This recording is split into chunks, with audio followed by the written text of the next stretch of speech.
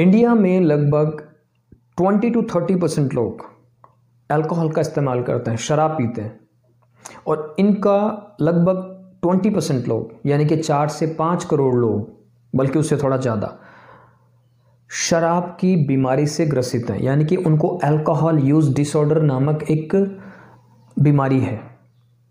और ऐसे लोगों को डी एडिक्शन फैसिलिटी की ज़रूरत पड़ती है, उनको साइकियाट्रिस्ट की मदद लेनी पड़ती है, क्योंकि अब ये उनका शौक नहीं है, अब शराब की बीमारी उनको हो गई है। इंडिया में लगभग 60% केसेस जो इमरजेंसी में आते हैं वो सिर्फ शराब की वजह से आते हैं। जितने हॉस्पिटल एडमिशन्स होते हैं उनमें 20 to 30% केवल और केवल शराब की वजह से होते हैं। जितनी डेथ्स होती हैं, टोटल डेथ्स, उसका 13.5% डेथ्स केवल अल्कोहल की वजह से होती हैं यंग लोगों में, 20 to 39 years of age group. ये एक रिसर्च में पाया गया है कि पिछले 7 साल में इंडिया में अल्कोहल कंजप्शन लगभग 38% बढ़ गया है। तो आज हम ये जानेंगे इस वीडियो में कि ऐसे कौन से फैक्टर्स हैं, ऐसे कौन से क्राइटेरिया हैं जिनके बेसिस पे हम ये जान सकते हैं कि जो व्यक्ति शराब पी रहा है वो सिर्फ शौक नहीं रह गया बल्कि एक बीमारी बन गई है। टोटल 11 पॉइंट्स हैं। इन 11 पॉइंट्स में से कोई भी 2 पॉइंट्स अगर किसी भी व्यक्ति में मिलते हैं पिछले 1 साल के ड्यूरेशन में, तो आप ये कह सकते हैं कि अब उसको नशे की बीमारी हो गई है। तो ये 11 पॉइंट्स कौन से हैं हम देखते हैं। पहला पॉइंट, आपने शराब की मात्रा को कम करने की कोशिश करी हो या बंद करने की कोशिश करी हो, पर आप नहीं कर पाए। आपने सोचा था कि मैं कल 3 पैक की जगह सिर्फ 1 लूंगा, या फिर आपने सोचा था कि मैं कल से नहीं पीऊंगा और आप ऐसा नहीं कर पाए। पहला पॉइंट। दूसरा पॉइंट, आप जितना सोच रहे थे पीने से पहले, जितनी मात्रा और जितना समय, वो आप कंट्रोल नहीं कर पाए। कैसे? मान लीजिए कि आपने सोचा था कि मैं सिर्फ 1 पैक लूंगा, लेकिन जब आप उठे तब पता लगा कि आपने आधा बोतल खाली कर दिया है। आपने सोचा था कि मैं सिर्फ सैटरडेज को लूंगा, लेकिन नेक्स्ट सैटरडे आ गया और आपको पता ही नहीं चला। मतलब ना मात्रा पे कंट्रोल रहा और ना ही समय पे कंट्रोल रहा। Point number 2। Point number 3 is, आपका ज़्यादातर समय शराब को अरेंज करने में या शराब के इर्द गिर्द ही ख़त्म हो जाता है। आपने देखा होगा कि जो लोग शराब पीते हैं उनका शराब की जो प्लानिंग है वो शाम को 5-6 बजे ही शुरू हो जाती है। इनफैक्ट कई बार तो उससे भी पहले, कि शराब कहाँ से लाई जाएगी, उसके साथ जो हम स्नैक्स यूज करेंगे वो कहाँ से अरेंज होगा, सैलड्स कहाँ से अरेंज होंगी, और कहाँ बैठ के शराब पी जाएगी, और पता चला कि इस दौरान 11 बज गए। तो बहुत सारा समय सिर्फ इसी में ही चला जाता है। 4th पॉइंट इज कि आपके दिमाग में शराब के अलावा मोस्ट ऑफ द टाइम कुछ नहीं रहता। ऑफिस में भी यही प्लानिंग चलती रहती है कि कैसे शराब मिले।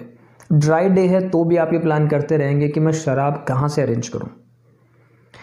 मोस्ट ऑफ द टाइम आपका जो दिमाग है वो केवल और केवल शराब से ऑक्यूपाई रहता है, आपके दिमाग में शराब रहती है।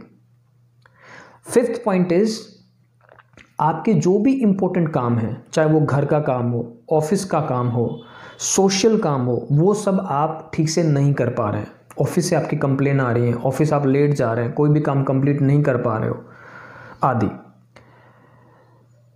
6th पॉइंट इज, ये सब होते हुए भी आप शराब लगातार पी रहे हैं। ये सब होने के बावजूद भी आप शराब कंटिन्यू पी रहे हैं। नेक्स्ट पॉइंट इज, जिन चीजों में आपको पहले मजा आता था, आनंद आता था, अब उन चीजों में आपको कोई इंटरेस्ट नहीं रहा।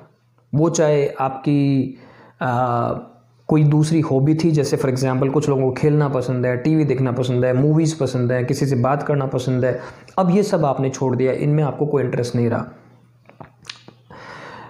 नेक्स्ट पॉइंट इज, आप 2 या उससे ज़्यादा बार किसी कॉम्प्लिकेटेड सिचुएशन में आ गए, जैसे कोई लीगल एक्शन आप पे हो गया हो, आपने अपनी गाड़ी किसी दूसरे के वाहन में ठोक डाली, किसी आदमी को चोट पहुंचा दी, किसी से लड़ लिए, या कोई और ऐसी बात जो काफ़ी सीरियस थी और जिसकी वजह से आपको काफ़ी मुश्किलों का सामना करना पड़ा।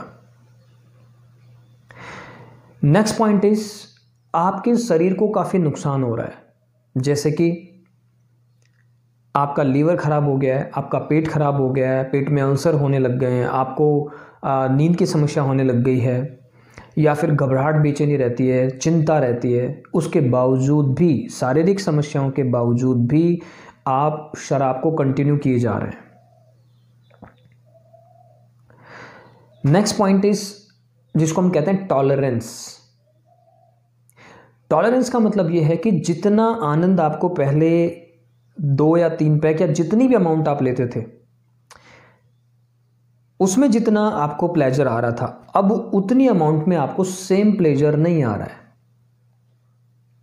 या तो आपको अमाउंट बढ़ाना पड़ रहा है या उतनी ही अमाउंट में प्लेजर नहीं महसूस हो रहा है, तो आपको अमाउंट बढ़ानी पड़ रही है धीरे धीरे। अगर ऐसा है तो भी एक इंपॉर्टेंट पॉइंट है। Next is withdrawal. विड्रॉल मतलब जब आप शराब नहीं लेते हैं तो आपको मानसिक और शारीरिक तकलीफ से गुजरना पड़ता है। जैसे कि कुछ लोगों को आपने देखा होगा, उनको नींद आना बंद हो जाती है, घबराहट, बेचैनी, उल्टियाँ आना, भूख नहीं लगना, पसीना बहुत ज़्यादा आना, हृदय की धड़कन बढ़ जाना, या कभी कभी दौरे पड़ना। आपने देखा होगा कि जब लोग शराब नहीं पीते हैं तो कई बार दौरे भी पड़ जाते हैं। इसी तरह से अनयूजुअल चीज़ें दिखाई देना या फिर कुछ ऐसी चीज़ें जो है ही नहीं वो सुनाई देना, यानी कि हैलुसिनेशंस। आपने देखा होगा कि जब शराब बंद हो जाती है तो कुछ लोग कंप्लेन करते हैं कि कोई पकड़ने आ रहा है, कोई मार देगा, या कोई बुला रहा है, कोई आवाज़ दे रहा है, या उनको कोई कुछ ऐसी चीज़ें दिखाई देंगी जो यहाँ एग्जिस्ट नहीं करती हैं।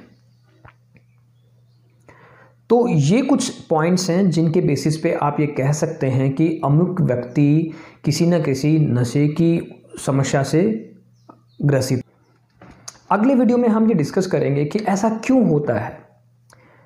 ऐसा क्यों होता है कि एक व्यक्ति को ये समझ ही नहीं आता कि उसको हर पॉइंट पे नुकसान हो रहा है, उसकी रेपुटेशन ख़राब हो रही है, उसकी फिज़िकल हेल्थ ख़राब हो रही है।